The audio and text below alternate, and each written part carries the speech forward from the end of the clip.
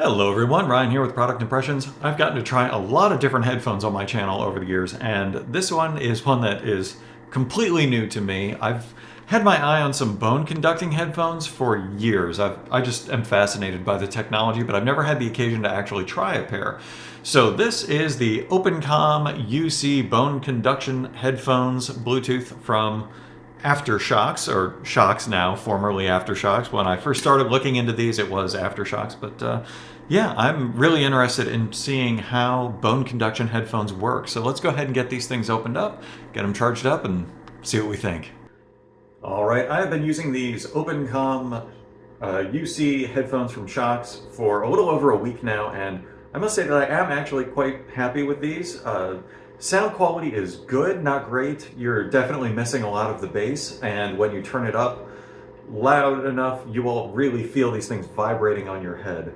When you put them on, you can see it kind of rests on the soft spot right in front of your ear. So it's not actually blocking your ear, and you can still hear everything that's going on around you, but it sits right in front. You kind of vibrate while it's going. It took me a little while to get used to it, but overall, not bad at all. It stays comfortable for long periods of time.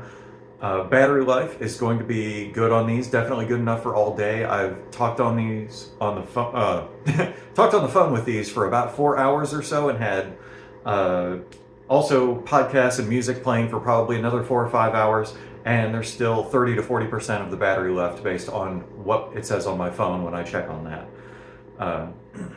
Comfort-wise, very good. When I was on the phone with these for like 4 hours, that was straight through. On the phone for like 4 hours, no problem with it getting uncomfortable or anything like that. And on the plus side, the audio on the other person's end, they actually said that it sounded better than the phone, normal microphone on the phone. So whatever they did with the microphone on here works very well. The other people that I was talking to had absolutely no problem understanding me or anything like that. And like I said, it actually sounded better than just the normal microphone on the phone. So excellent in that respect. I do have a couple of odd little points. And that first of which would be that they use a proprietary power cable on here. See these two little connectors? Yeah, you have to have this cable with you in order to charge it. It does connect magnetically, so it's nice. You don't have to worry about it lining up or anything like that. But it is a proprietary connection, so if you lose this, you're going to have to buy a new cable. You can't just use a USB-C that you might find somewhere.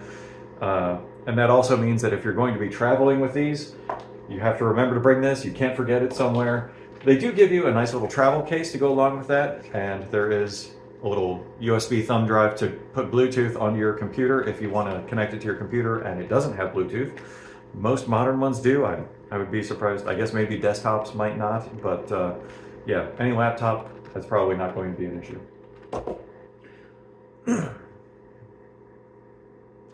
The controls on these are also quite nice and very simple and straightforward. Basically, you've got one button that is actually sitting in front of your ear on the pad here. That you can press once to play or pause, answer or hang up a phone call. Twice will skip forward, and 3 times will skip backwards. And then you also have plus and minus buttons here. That is just volume up and volume down. The one thing that I did find confusing when I was initially setting this up, you have to hold the plus, the volume up button, to turn these on and off. You also have to hold it to put it into pairing mode. And if you press and hold it to turn it on, and then press and hold it to try and go into pairing, it just shuts off. In order to actually go into pairing mode, you have to press and hold it. It will come on, keep holding it for at least a few more seconds, and then it will go into pairing mode. So that was a little bit confusing at first. I haven't really seen that with other devices.